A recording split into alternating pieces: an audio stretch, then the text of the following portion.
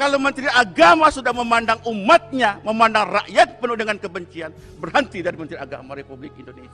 Justru Menteri Agama yang katanya beragama Islam, kata teman-teman sepertinya benci dengan Islam, Pak. Ini banyak sekali pihak saya, Pak Menteri. Dan ini sudah berkali-kali, Pak Menteri berapa kali di permukaan di forum ini mengatakan permintaan maaf terus. Karena kesalahannya di bawah Bapak juga ngasih input nggak benar gitu loh. Terus sampai kapan kita gini, Pak Menteri? Waktu terus berjalan. Bapak ini cocoknya jadi Menteri Pertahanan Keamanan, menjadi Menteri Menko Polhukam ketimbang Menteri Agama. Saya mohon maaf, saya membaca itu, air mata saya keluar, kemudian saya teringat Pak Menteri Agama. Kok tega menyatakan bahwa para ustadz, para guru ngaji itu adalah bagian dari bibit-bibit radikalisme. Sampai saya bertanya, Pak Menteri Agama Islam atau bukan? Berarti radikalisme itu kalau menurut saya adalah satu tindakan yang mengarah kepada pembubaran negara ini atau kemudian menurunkan kepemimpinan tanpa sah. Itu radikalisme. Nah justru itu kami mohon ke Pak Menteri, hentikanlah kata-kata radikal itu. Jangan bicara radikal lagi. Kalau tidak ada radikal positif, kita tidak akan merdeka Soekarno-Hatta, Pak. Saya ini pemilik pondok pesantren, Pak. Pak Menteri ya, Pak Ketua. Kita mendidik anak-anak kita itu supaya baik, penghafal Quran dan lain sebagainya. Tapi ya jangan dicurigai, Pak Menteri. Jangan sekali-sekali jangan itu. Apalagi juga radikalisme terkait dengan masalah komunisme. Kita tahu bahwa komunisme dari KI sudah terlarang. Tapi itu juga tidak pernah kita dengar Pak Menteri permasalahkan tentang radikalisme, tentang PKI, radikalismenya. Bismillahirrahmanirrahim.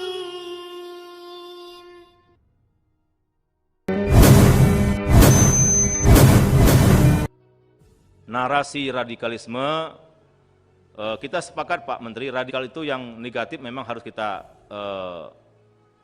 basmi, Pak. Tapi menarasikan bahwa Islam itu radikal, menarasikan bahwa orang yang pandai bahasa Arab itu radikal, yang hafal Al-Quran itu radikal, itu menurut saya sungguh itu membuat saya tersinggung, Pak, secara pribadi maupun sebagai Ketua Komisi 8, Pak.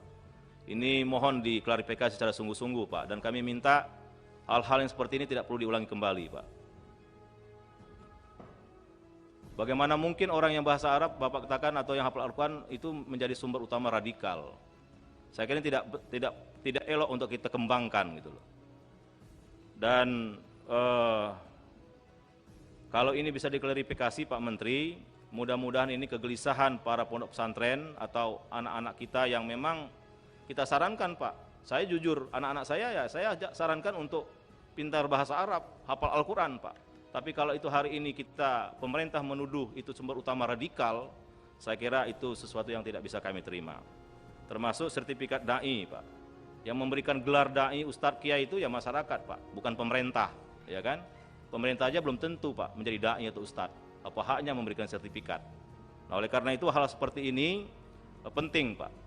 Jangan sampai justru Menteri Agama yang katanya beragama Islam, kata teman-teman sepertinya benci dengan Islam, Pak. Ini banyak sekali pihak saya, Pak Menteri. Ya kan? Ini penting, Pak. Karena kalau selama itu tidak kita bereskan, berarti kita ikut memancing kegaduhan gitu.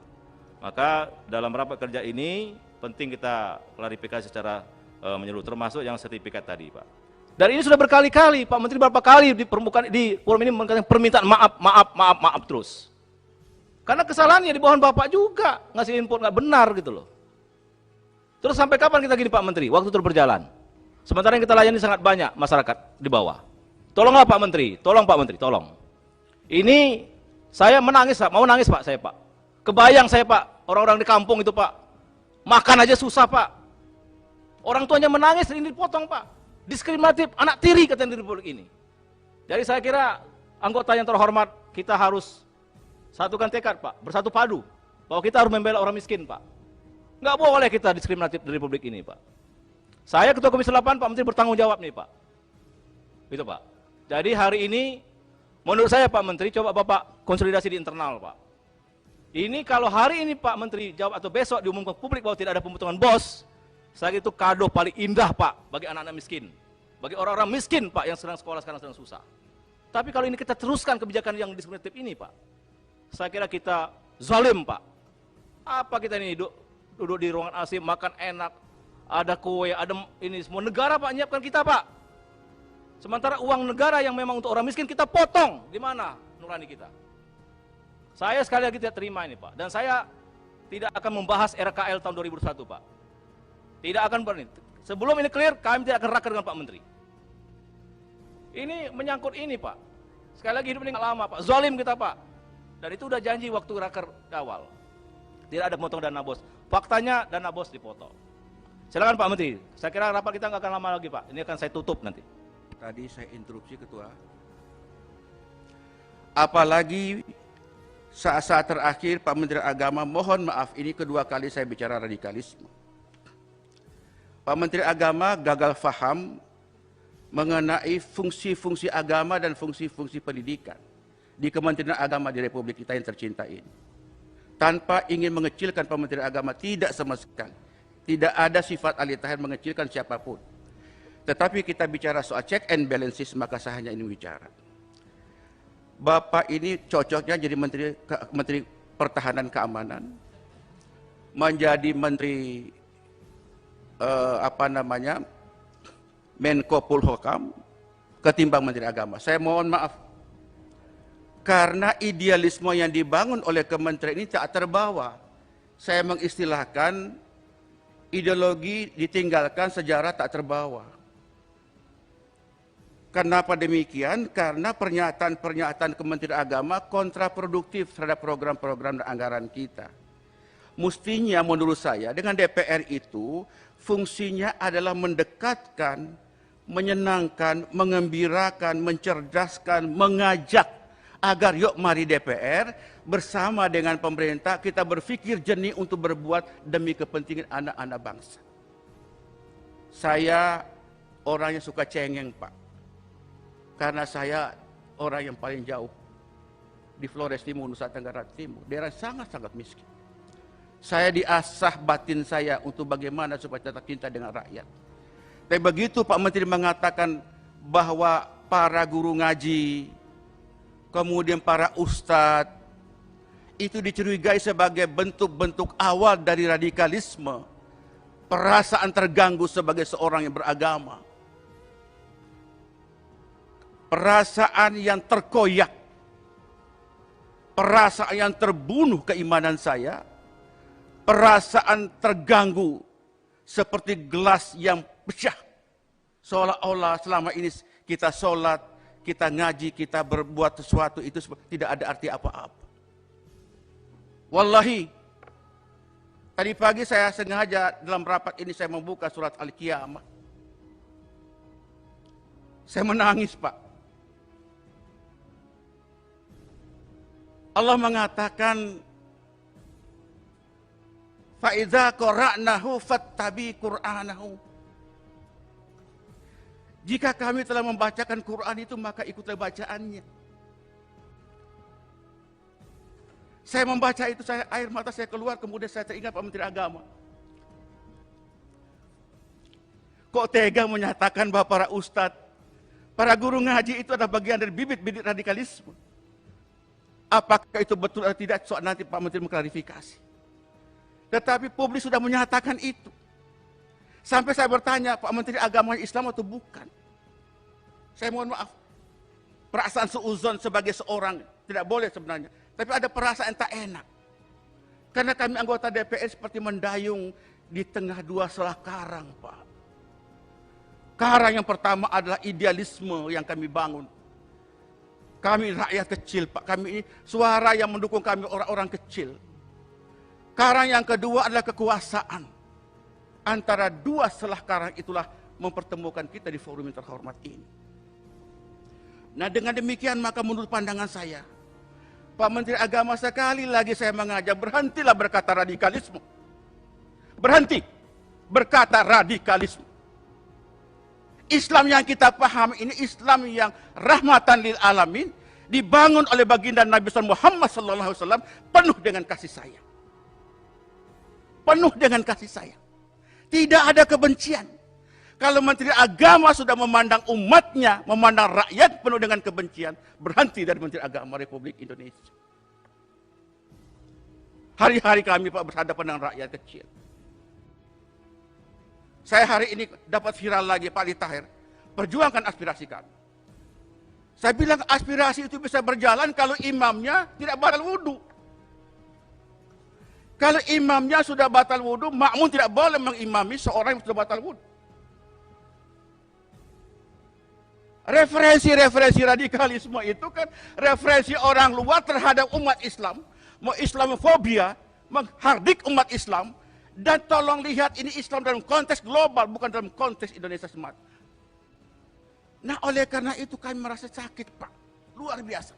Saya baru habis takziah dengan Pak Mali Fajar, almarhum Mali Fajar, baru sampai.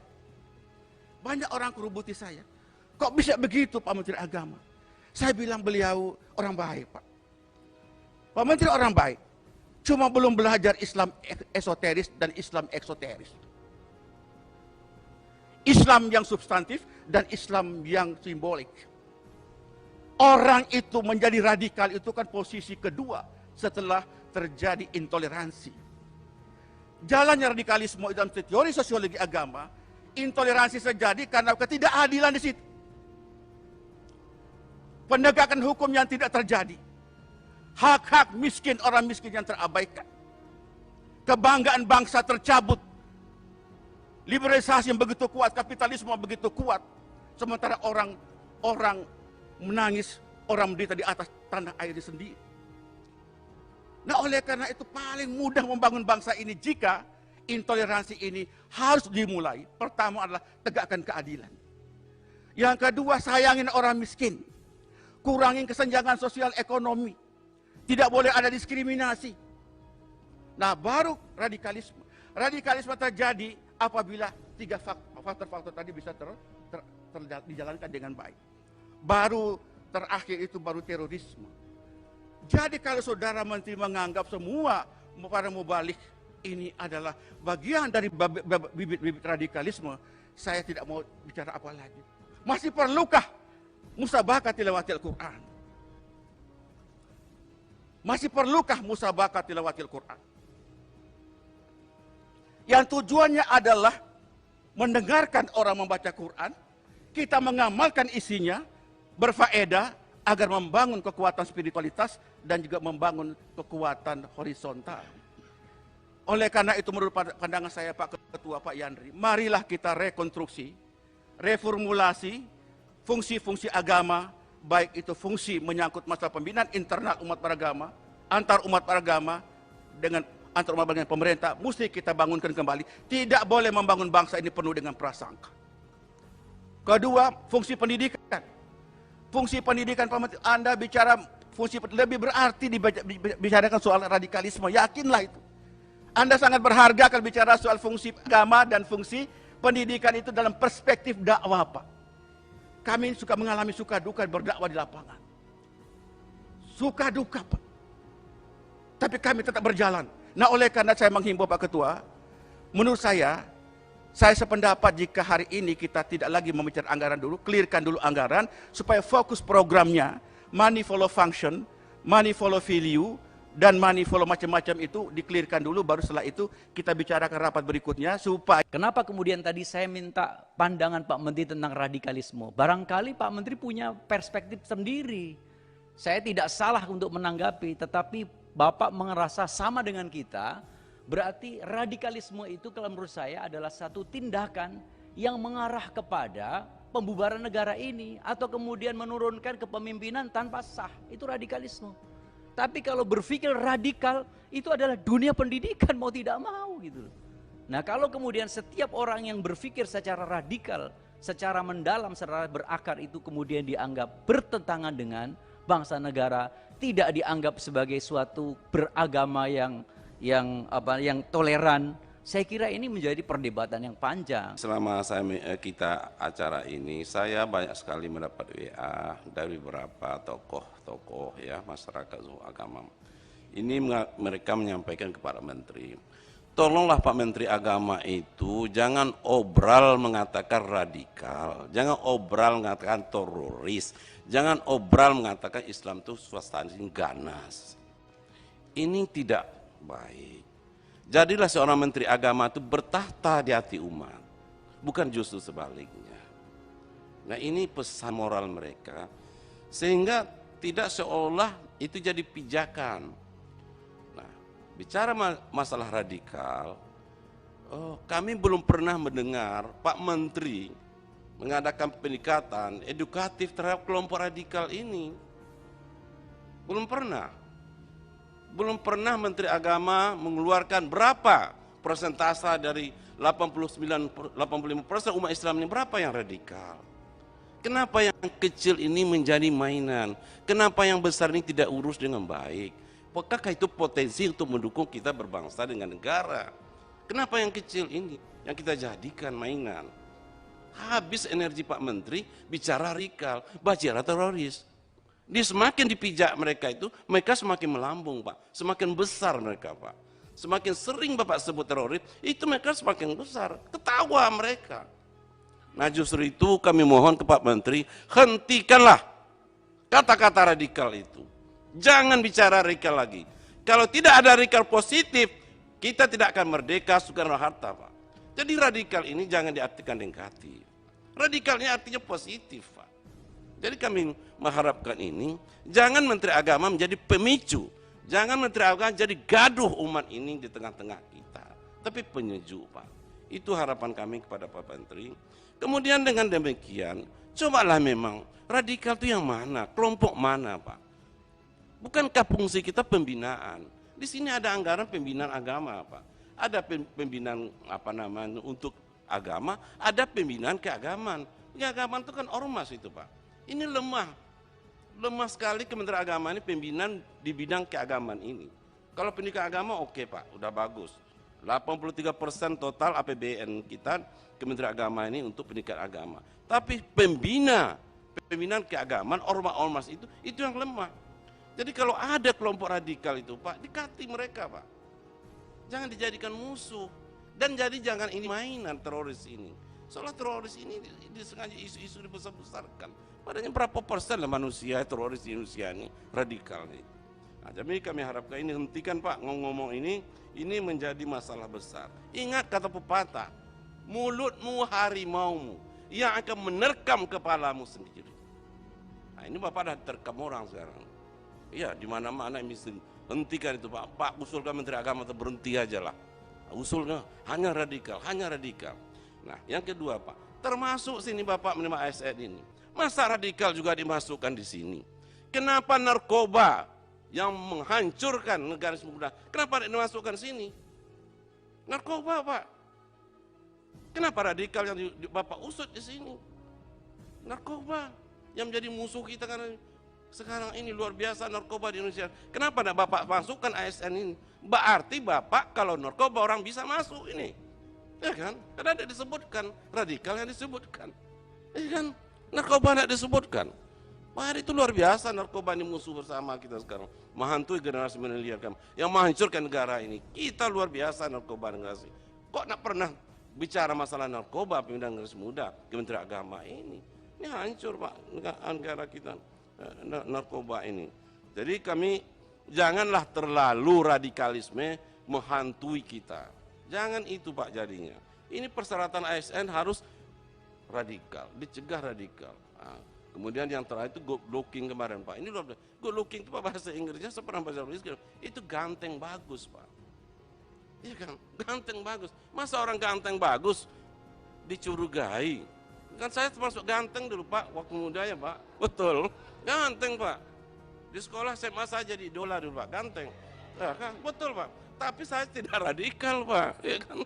Mungkin kalau Pak Menteri Agama waktu itu saya sudah dicurigai, sudah di bin saya kan. Ya Pak Menteri ya kan. Iya. Dan sekarang pun sisa-sisa ganteng itu masih ada, Pak. Betul Pak Menteri ya. Nah, jadi jangan, Pak, ya good looking itu kan ganteng, Pak. Yang tidak tepat terjemahan itu. Masa orang yang anak muda yang suka tahajud, baca Al-Quran, hafiz, ya rajin ke masjid, itu dicurigai sebagai bibit-bibit radikal yang didekati orang-orang tertentu. Sekarang Pak banyaknya bujang Pak, takut Pak kena pinang Pak oleh mertuanya karena ini good looking ini kamu bahaya ini. Nah, kan ini kan ucapan seorang menteri ini kan luar biasa Pak. Nggak bisa gitu Pak. Ya, tolong Pak ya, tolong itu. Berbicara tentang agama berarti kita berbicara tentang keyakinan, tentang akidah, dan berbicara tentang ibadah kita. Tadi Pak Menteri telah mengatakan bahwa pemotongan dana BOS akan dikembalikan yang 100.000, karena ini akan saya selaku pimpinan pesantren di Sumatera Utara dan juga masuk di kelompok pesantren di seluruh Indonesia, saya akan sebarluaskan dan beritakan ini, ya. Kemudian juga ini Pak Menteri balik lagi bahasa radikal ini. Biar Pak Menteri tahu aja, kami Pak Laksamana TNI Purnawirawan Mukhlat Sidik, kami biasa memanggil beliau Pak Kiai. Saya takut ini nggak mau lagi dipanggil Pak Kiai gara-gara bahasa itu.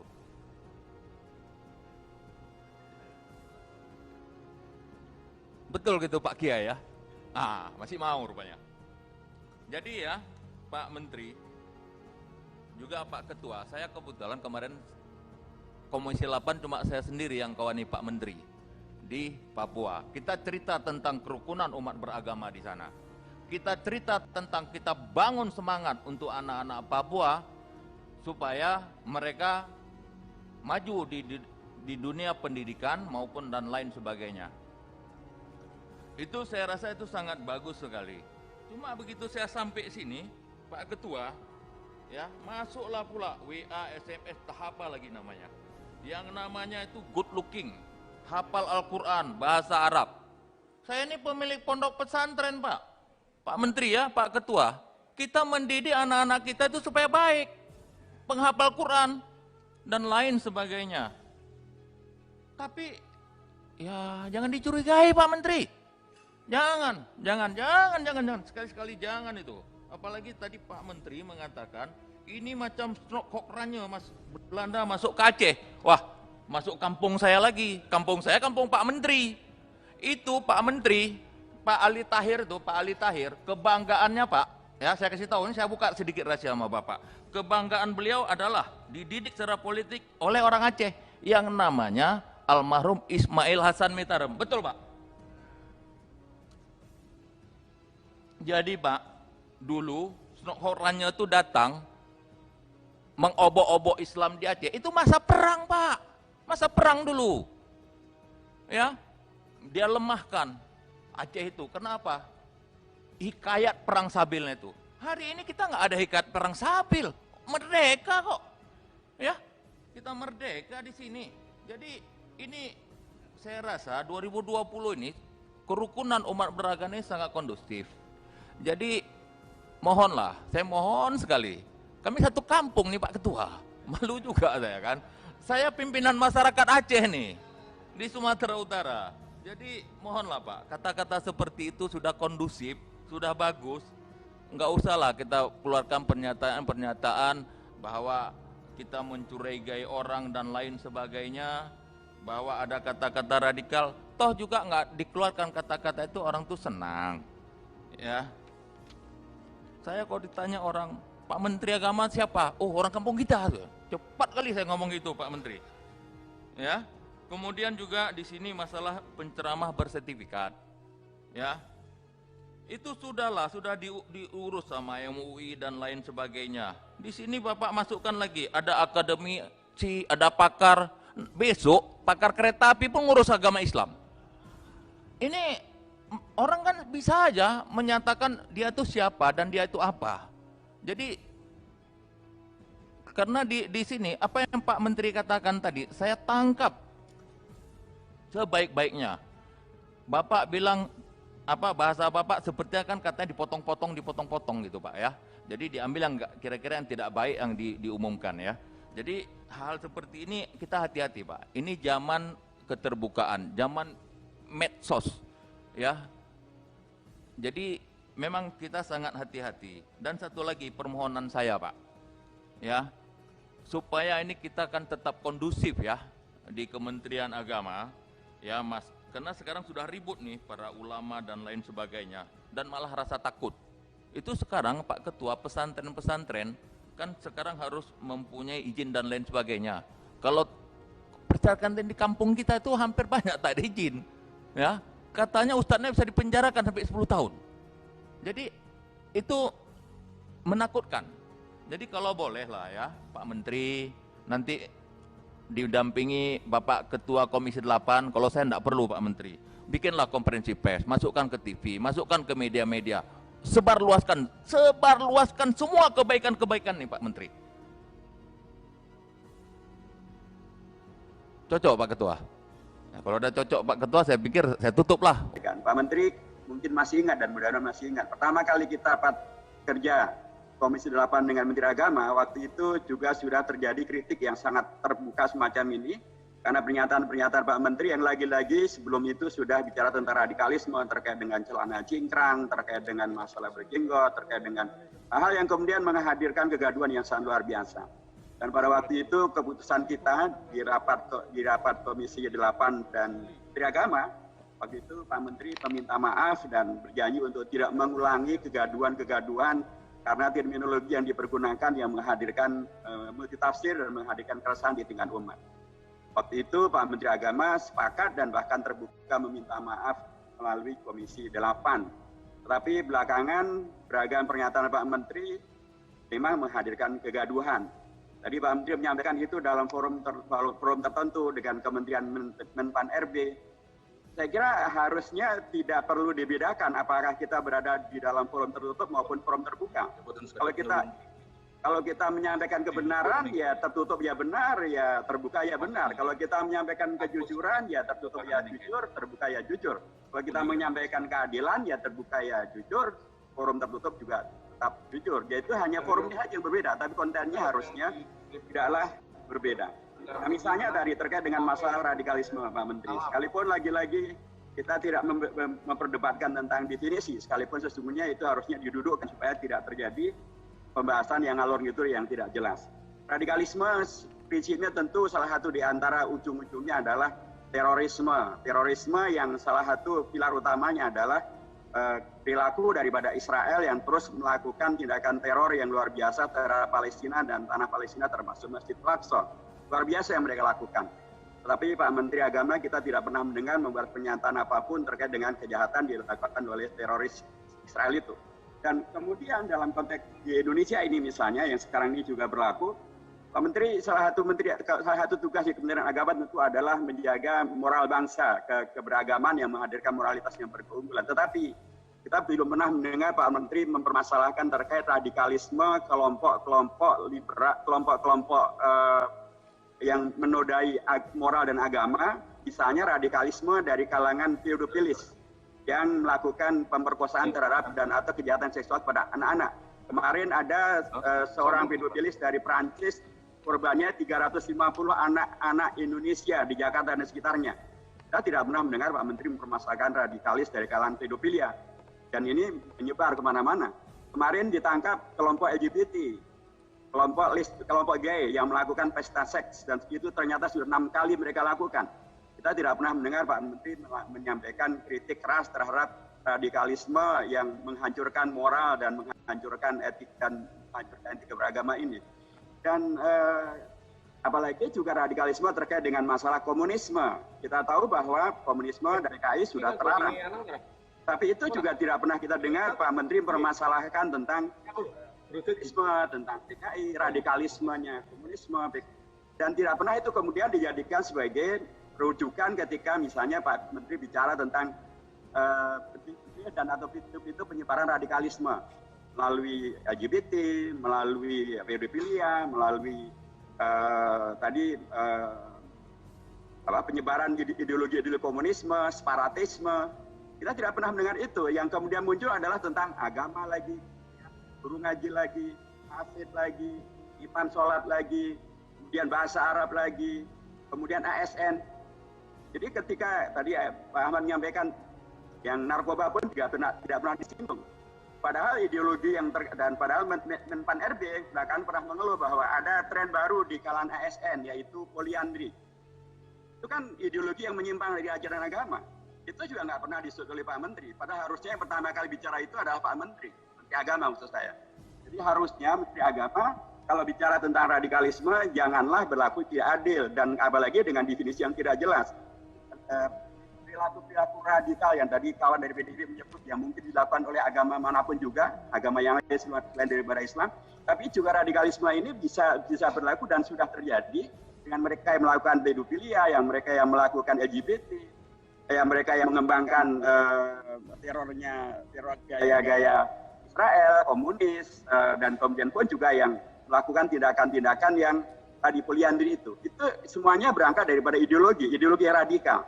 Jadi harusnya kalau Pak Menteri akan menghadirkan agama yang rahmatan lil alamin dan Pak Menteri mengatakan bahwa Bapak bukan hanya Menteri Agama Islam tapi Menteri Agama-agama, harusnya jangan umat Islam yang kemudian dipersepsikan sebagai dipojokkan, dipersekusi dan atau kemudian dituduh. Harusnya Pak Menteri betul-betul berlaku adil untuk kemudian menyampaikan secara terbuka permasalahan yang terkait dengan masalah radikalisme, dan saya menegaskan bahwa Islam bukan radikal. Umat Islam yang harusnya saya pernah sampaikan dalam rapor pertama kali di sini dengan Menteri Agama bahwa Kementerian Agama itu dulu dibuat oleh pemerintah karena pemerintah berterima kasih dengan umat Islam, karena umat Islam mau berkorban merubah ketuhanan ketuhanan dengan kewajiban melaksanakan syariat Islam menjadi ketuhanan yang Maha Esa.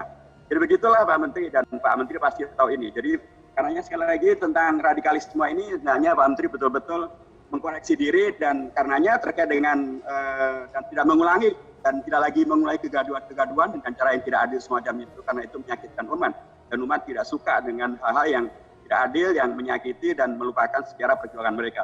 Berikutnya ini terkait dengan masalah tadi yang kawan-kawan sudah sebutkan juga, yaitu tentang masalah sertifikasi dai atau penceramah bersertifikat. Pak Menteri, ini masalahnya juga terkait dengan ini selalu Bapak sampaikan, tetapi itu sebenarnya kalau kita di Komisi 8 dan kita menanyakan dalam program nomor berapakah adanya program sertifikasi dai ataupun yang sertifikat dai. Itu di program nomor berapa dan anggarannya berapa? Tidak ada dalam dalam anggaran yang diajukan tahun 2019 maupun 2020 dalam program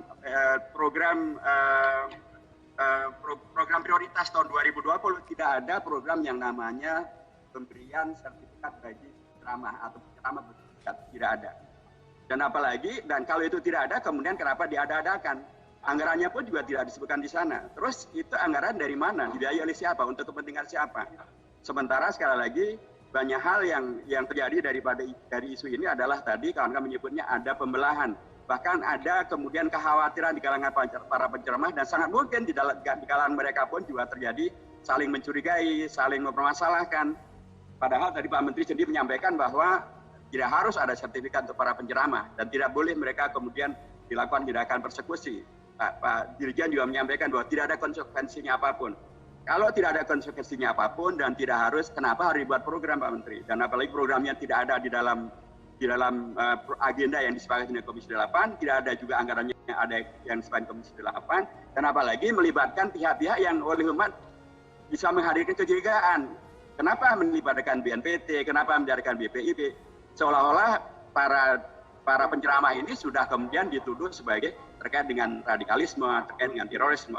Yang terakhir Pak Menteri, saya apresiasi bahwa Pak Menteri juga menyampaikan bahwa terkait dengan rancangan undang-undang tentang Omnibus Law.